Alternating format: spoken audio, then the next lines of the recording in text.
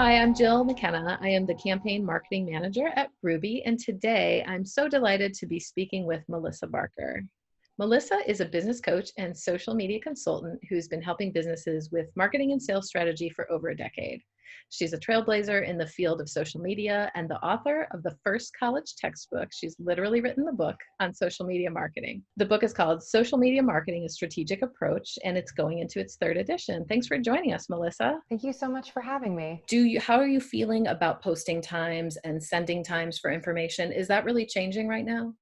Oh yeah, all the times that we thought once worked just broke because everyone is from home now. And so that is actually probably one of the biggest takeaways I hope anybody watching this gets is that now is the time to A/B test those times. And so what does that mean? That means posting consistently still at those times and then, seeing, is it the content? Is it the time of day? Has your engagement changed? And really becoming much more metrics driven. Also, a lot of the native analytics within like Instagram, Facebook, you can see when your audience is typically most online. And so really leaning into that and using that, but also knowing that this is a strange time and there's going to be more experimentation needed than ever, right? So lunchtime is now totally different for a lot of people. Breakfast time, what does that actually look like? Because those were typically the times that we would encourage people to post, right? You post in the morning, you post around noon, post around dinner time, but all of that has shifted with everyone being at home. So I think that there's a real need to test those times for your individual case. I know that we can't fortune tell the future. We don't know what's going to happen, but are there trends or things that are happening now that you see or believe will become new normals for us regarding our social media practice?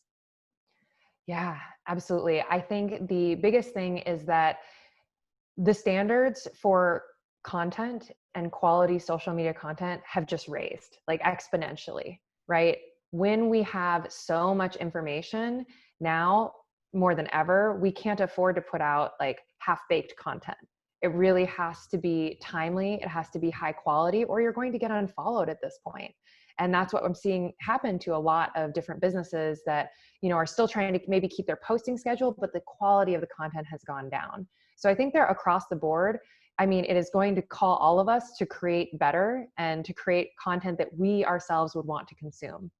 And I think the other piece is that more than ever, businesses now have to really listen and we have to inquire about what does our target audience want. We spoke about that a little earlier about the ability to poll and to ask the audience, what is it that you want to see more of from us? And so I think there's going to be a big trend around that and the importance of that and getting feedback about what is being created and not just assuming that we know what people want to hear. But I think the biggest thing too is that, this isn't necessarily a trend, but this is like a word to the wise, is to really approach this with a sense of curiosity, and treat it like a lab and like an experiment and not get attached or hurt when something doesn't go the way we think it's going to with social media more than ever, and treating it constantly as like a scientist that you're just experimenting, you're trying to figure some things out. And that if we can stay in that mentality, that state of curiosity and approaching it with a little bit of levity and experimentation, I think that's when we're really going to see success. Great. I'm somebody who and I'm sure you do too, firmly believes that in industries, rising tide raises all ships, right? So are there examples of collaborations that you've seen lately that are really working, or is there a mentality about collaborations that we should carry now or would like to carry forward that would be really beneficial for all? Yeah, I think, you see this a lot with influencers, right? That have like different brands that they're working with. I think more than ever, you don't have to be working with influencers or micro influencers even necessarily, but finding opportunities for collaboration is really, really key. There's not any specific examples that come to mind, but it is something that I am seeing business owners kind of do naturally, like commenting on, their other businesses that they like or acknowledging each other, right? There's this sense of like community and acknowledgement that's starting to grow. And I think that leaning into that is really key. And I think it's really key, not only for, selling things or getting your products out there, but for how do you want to navigate in, whatever the next phase of all of this looks like.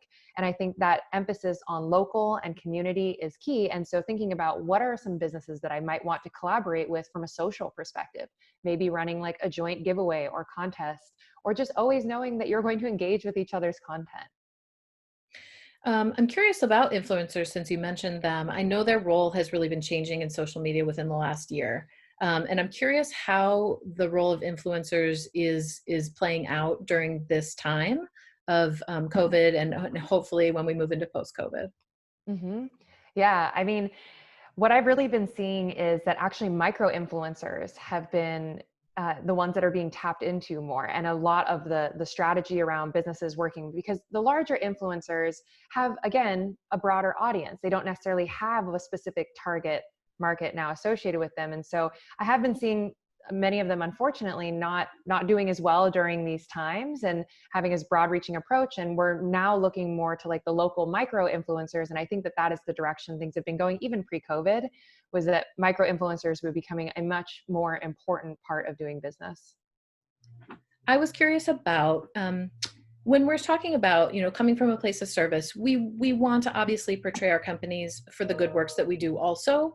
But what's the line right now? We don't want to be self-aggrandizing, right? We don't at this time want to be like, oh, we're so great. Look at everything wonderful that we're doing. Too bad everybody's suffering. How do we work those things in now in an integral way and with a balance in mind? Hmm. And I think that that's a great question. I think the biggest thing, without being overly self-congratulatory, is just reminding people that you are committed to helping, right? And so the way you phrase is always like, we are committed, here is how we are doing it. So it's showing action rather than saying, hey, we did it. And I think just kind of acknowledging like, this is the reason we are doing these things, right? And coming from a perspective of wanting to acknowledge the importance and encourage others to do the same. Melissa, you've more than answered all my questions. I'm so grateful, and you're so articulate and succinct that this moved really quickly and we covered a lot of ground, but a lot of great ground. And I'm so, so grateful for you. If people want to find your work online, where can they go? So the best place to connect with me is melissabarker.com.